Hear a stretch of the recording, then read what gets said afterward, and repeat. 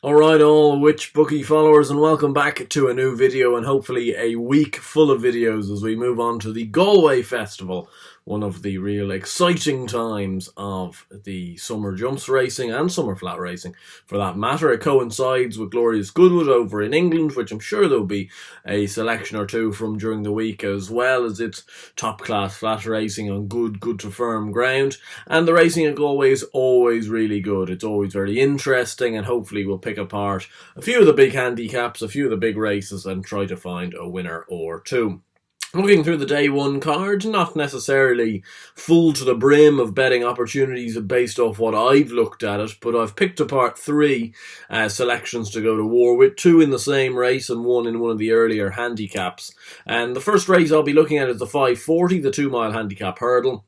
And I'm not pulling up any trees for originality in this race because I really like Golf Maran. I think this is the race. Now, that being said, you can look at his last two races and think that might have been the race that he's been kind of laid out for. But at the same stage, he was desperately unlucky in the Punchestown Festival when finishing fourth, just got himself far too far back and came home with a wet sail. And I'm not sure he quite stayed 2.5 miles at Tipperary the last day, even though he was only beaten a length and a quarter back into third.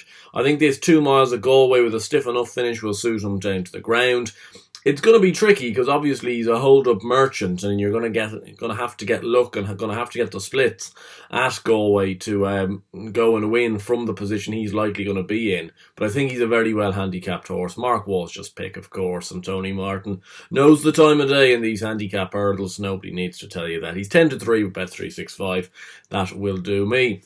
And I have two for the amateur riders race, which is the 640. And look, Willie Mullins is a super record in the race, but Patrick Mullins is a desperate record in the race, hasn't won it yet. Now, he could easily do so on My Sister Sarah, with plenty of things theoretically going in that horse's favour.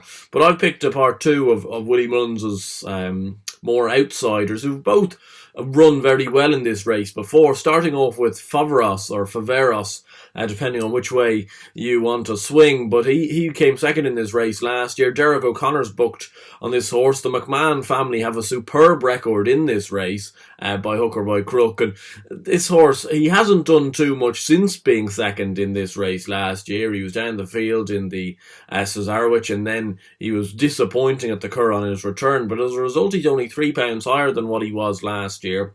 As I say, top amateur Derek O'Connor booked, and it just wouldn't surprise me if this horse has been laid out somewhat to come back to this race. And he's 25-1 currently with Bet365. 5 places available. That'll do me for a small each way bet. And the other one is not only a stablemate, but an owner mate of Faveros, and I'm going to take a chance on the 2017 winner, an all-time legend, Whiskey Sour, in this race. Aubrey McMahon takes the ride, another jockey that has a very good record in this race in comparison to some that you might think. He takes £7 off the back of Whiskey Sour, who seems to have been revitalised the last few times over hurdles. He won a nice little race at Leopardstown when I was there back in March, and he won against Darver Star last time out as well, which wasn't a bad effort by any means.